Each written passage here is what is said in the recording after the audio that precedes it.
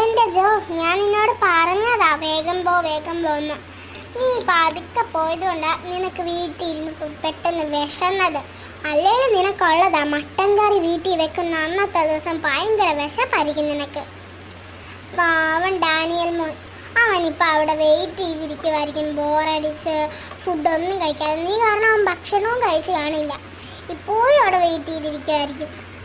ഓ എൻ്റെ മമ്മ, ഞാൻ ഡാനിയലിനോട് കഴിക്കാനിരുന്നപ്പോൾ തന്നെ ഫോൺ വിളിച്ച് പറഞ്ഞു എന്താ ഞാനിപ്പോൾ കഴിക്കാനിരുന്നു, അതുകൊണ്ട് അവനും കഴിച്ചിട്ട് വരാൻ.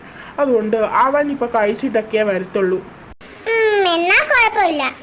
മമ്മ, ഒരു ചപ്പാത്തി കൂടി തരുമോ? ജോ, ഞാൻ വെള്ളം വിളിച്ച് പറയും. ഇത് കൂടി കൂട്ടി നീ 8ാമത്തെ ചപ്പാത്തി കഴിക്കുന്നേ. നീ കഴിക്കുന്നതെല്ലാം എങ്ങോട്ടാടാ പോകുന്നേ? അത് പിന്നെ മമ്മ, എനിക്ക് മട്ടൻ കറിയുടെ കൂടെ എത്ര കഴിച്ചാലും മതിയാവത്തില്ലെന്ന് മമ്മയ്ക്ക് അറിയാവുന്നതല്ലേ. അതൊക്കെ ശരി എന്നും പറഞ്ഞ് ബാക്കി ആർക്കും കഴിക്കണ്ടേ?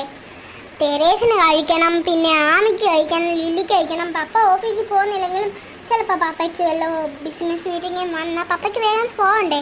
അപ്പോൾ പപ്പയ്ക്കുള്ളതും എല്ലാവർക്കും ഉള്ളതും കൂടി വേണം. അല്ല നിനക്ക് മാത്രമാണ് ഉണ്ടാക്കി വെക്കുന്നത്.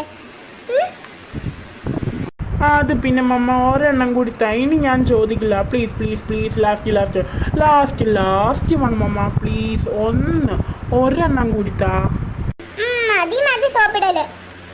ശരി, ഒരെണ്ണം കൂടി തരാം.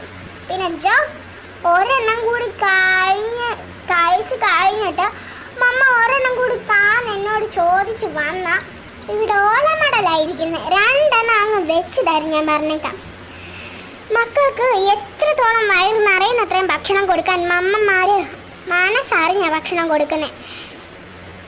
പക്ഷെങ്കിലും നീ കഴിക്കുന്നതിന് ഒരു അതിരൊക്കെ ഇല്ലേ, ലിമിറ്റ്. അതും കഴിഞ്ഞു. ഈ ചപ്പാത്തി അത്രയ്ക്ക് നല്ലതല്ല, പ്രത്യേകിച്ച് പാക്കറ്റ് ചപ്പാത്തി. എനിക്ക് രാവിലെ ബാങ്കിൽ അക്കൗണ്ടിൻ്റെ ഒരു ആവശ്യത്തിന് പോകാനുള്ളത് കൊണ്ട് ഞാനിപ്പോൾ പാക്കറ്റ് ചപ്പാത്തി ഇന്നലെ പപ്പാനെ കൊണ്ട് മേടിപ്പിച്ച് വെച്ചിരുന്നു. അതാ ഇപ്പം നീ കഴിക്കുന്നത്. ഇനി ആപ്പാട് 2 പാക്കറ്റ് കൂടിയുള്ളൂ, അതുകൊണ്ട് കൂടിയാണ് പറയുന്നത്. ഇല്ലാതെ ഞാൻ നിനക്ക് എത്ര ആണെങ്കിലും തന്നേനെ. ഓ എൻ്റെ പൊന്നു മമ്മ, അതെല്ലാം ശരി. ഇനി ലാസ്റ്റാ, ഇനി ഞാൻ ചോദിക്കത്തില്ല, ഉറപ്പ്. ഒരെണ്ണം കൂടി ഇട്. മമ്മ ഇവിടെ നിൽക്കുമായിരുന്നോ? അതെ, ഞാൻ ഇവിടെ അല്ലാതെ പിന്നെ എവിടെ നിൽക്കാനാ? ഏത് നേരവും അടുക്കള കിടന്ന് പണിയെടുക്കുന്ന എന്നോടാണോ മമ്മ ഇവിടെ ഉണ്ടായിരുന്നോന്ന് ചോദിക്കുന്നേ? ഞാൻ പിന്നെ എവിടെ കാണണ്ടേ? ഏത് നേരവും ഈ അടുക്കള കിടന്ന് പകലും രാത്രിയൊന്നുമില്ലാതെ പണിയെടുക്കുന്ന എന്നോടാണോ നീ ഇത് ചോദിക്കുന്നേ?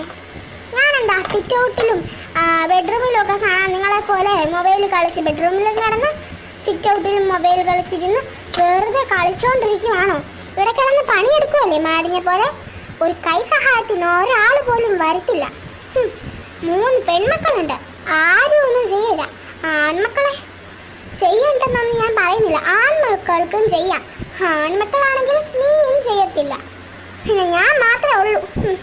എൻ്റെ ഒരു വീതി. എന്തിനാ നീ ഇപ്പോൾ വന്നേ? അല്ല, നീ ഇതെങ്ങോട്ടാ പോന്നേ? ഓ, അത് പിന്നെ മമ്മ, ഞാനും ട്രീസെ ഔട്ടിങ്ങിന് പോവാ.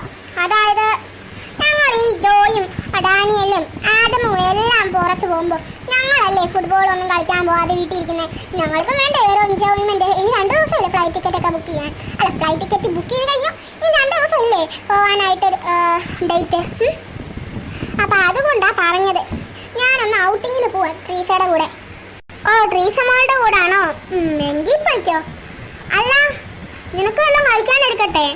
വേണ്ട മമ്മ, ഞാൻ ട്രീസിന് പുറത്തുനിന്ന് കഴിച്ചിട്ടേ വരത്തുള്ളൂ. അല്ലേ, നിനക്ക് ട്രീസ മോൾക്ക് ഈയിടെയായിട്ടുള്ള സ്വഭാവം പുറത്തുനിന്ന് ഫുഡ് കഴിക്കുന്നത്. അത് ഈ പുറത്തുനിന്ന് ഫുഡ് കഴിക്കുന്ന അത്ര നല്ലതൊന്നുമല്ല കേട്ടോ. ഈയിടെ ഇല്ലേ താജ്മഹൽ ഹോട്ടലില്ലേ ഭയങ്കര ഫേമസ് ആയിക്കൊണ്ടിരുന്ന ആ ഹോട്ടലിൽ നിന്ന് റെയ്ഡ് നടത്തിയപ്പോഴേ ഒരു കുട്ടി ഷവർമ്മ കഴിച്ചിട്ട് അതിനകത്ത് എൻ്റെ പല്ല് ചത്തി കിടക്കുന്നുണ്ടായിരുന്നു. വിഷം ഉള്ളിൽ ചെന്ന് ആ കുട്ടി മരിച്ചുപോയി. ഒരുപാട് ദിവസം ഹോസ്പിറ്റലൈസ് ആയിരുന്നു.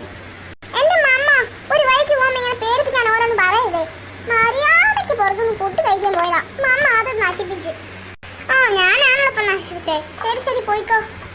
അല്ല മമ്മ, ഞാനേ ഇവിടെ നിൽക്കാം, ട്രീസ് ഇങ്ങോട്ട് വരാമെന്നാ പറഞ്ഞേ. അതെന്തിനാ? നിനക്ക് അങ്ങോട്ട് പോയി കൂടായിരുന്നോ? ഇനി ട്രീസ ഇങ്ങോട്ട് ഇങ്ങോട്ട് വരണ്ടേ? എന്റെ മമ്മ ഒരു മതിലിപ്പുറത്തുള്ള വീട്ടിലേക്ക് പോകാനാണോ ഇങ്ങനെ? മതിലിപ്പുറത്താണെങ്കിൽ ഒരു 2 മീറ്ററെങ്കിലും ഡിസ്റ്റൻസ് ആണല്ലോ, അവിടം വരെയെങ്കിലും ട്രീസമോള് വരണ്ടേ? ശരി ശരി, ഞാനല്ല ട്രീസ തന്നെ എന്നോട് ഇങ്ങോട്ട് പറഞ്ഞതാ. ഞാൻ അങ്ങോട്ട് വരാന്ന് പറഞ്ഞപ്പോ അവൾ ഇങ്ങോട്ട് വന്നോളാവെന്ന്. ശരി ശരി, എന്തേലും ചെയ്യും. നീ ഇവിടെ നിൽക്കുമായിരുന്നു. ഞാൻ കയറി വന്നപ്പോ നിന്റെ റൂമിലാ പോയി നോക്കിയത്, അവിടെ കാണുമെന്ന് വിചാരിച്ച്. ഓ എന്റെ ട്രീസ, ഞാൻ പേടിച്ചു പോയി നീ പെട്ടെന്ന് കുറയുമെന്ന് പറഞ്ഞപ്പം. അത് പിന്നെ ഞാൻ മമ്മയോട് പറയാൻ വന്നതാ. ഓ ആണോ? അല്ല ആന്റി, ഇതുവരെയായിട്ടും ജോ പോയില്ലേ? പറഞ്ഞ പോലെ ഡാനിയൽ അവിടെ നിന്ന് കഴിക്കുവാണല്ലോ. ഡാനിയൽ എല്ലാം പറഞ്ഞിരുന്നു. പെട്ടെന്ന് ഞാൻ ആ കാര്യം അങ്ങ് മറന്നുപോയി. അതെ മോളെ, ഇവന് മട്ടൻ കറി വീട്ടിൽ വെച്ച അന്ന് ഭയങ്കര വിശപ്പായിരിക്കും. അത് ഇനി എനിക്ക് അറിഞ്ഞൂടെ ജോയുടെ സ്വഭാവം. ശരി.